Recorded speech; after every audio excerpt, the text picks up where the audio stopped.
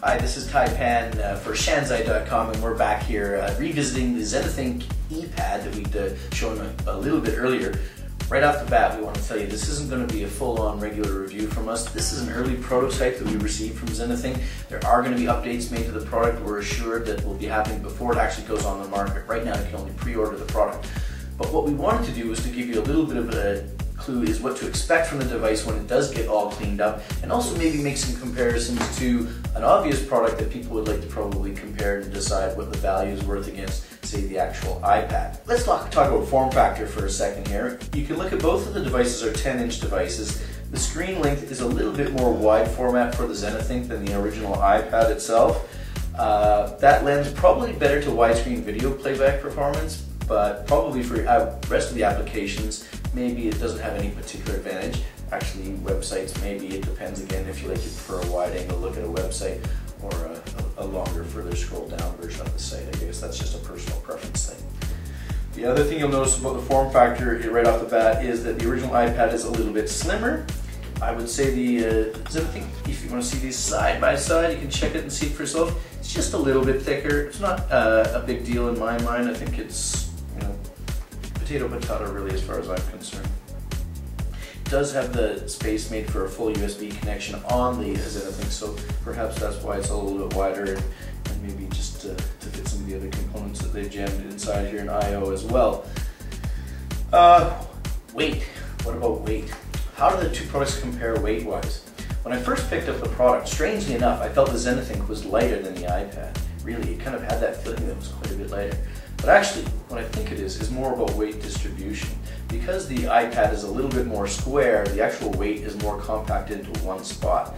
Actually, the ZenaThink feels a little bit lighter, but I'm guessing if you look at the stats, and we can check that for the specs for you in the written part of the article, that probably they're very similar in weight. They feel pretty close to the same.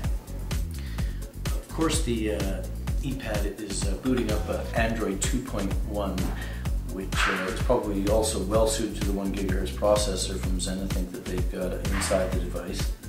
You can see that's going through that little process now. Boom, and here we are right on the home screen.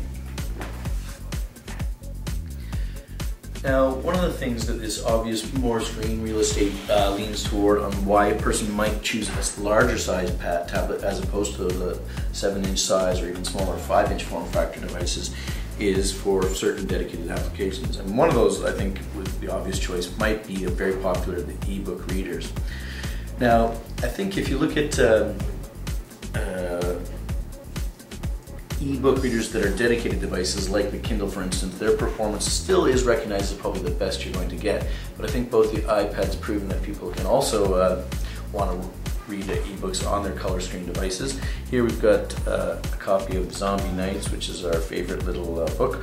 It's actually already in the middle of the book because we've already been scrolling through and reading the book on ourselves. But you can see that the screen is nice and big, the text is nice and big. Touching the screen scrolls you through to the next page, moves you along quite smoothly.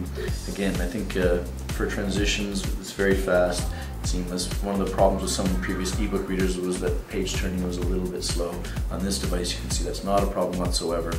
I think if you're a fan of a tablet-style reading experience for an ebook, I think you're probably going to be quite happy with that when this device hits the market. So playing some video, of course, would be also one of the great things about having a bigger screen.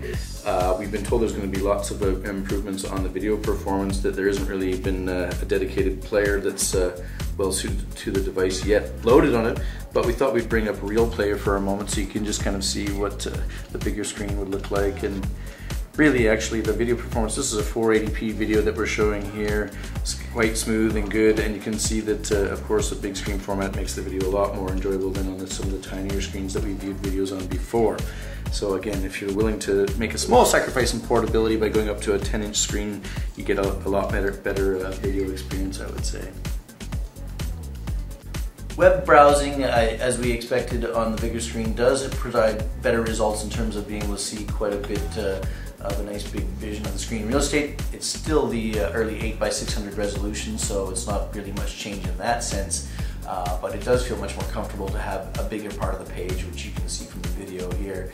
It shows just a little bit more going on. It seems a little bit better. And of course, because it's Android 2.1, even the mobile pages that we would normally pick up on CNN and BBC when you visit them actually give you the full regular website version rather than the mobile versions of the site, which I think is a big plus.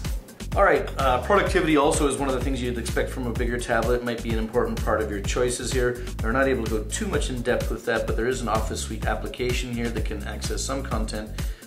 We've got on our content here on our test content folder a PowerPoint presentation that we use for testing here to see how that comes up. Yep, and you can see from there's our Shanzai.com lovely template showing off how to test your tablet. Flipping through that, transition to the next page, you can see we've got an embedded image there and just some of the formatting of the text, and so you can just see how that might show up in your on your PowerPoint presentation. Scrolling through that again, you can see the page load time seems to be fairly quick once the presentation is actually fully loaded in the Office Suite. Because the software has not fully been tuned yet, it is a little bit difficult to see what all the wonderfulness of the processor, the 1 gigahertz processor, means for a Shanzai tablet. But I think you can see even just from some of the basic transitions here, if you press the device, pop it on, you can see there's like slightly different effects, a little bit snappier. We've found scrolling through and opening applications to be just less lag and just that much quicker.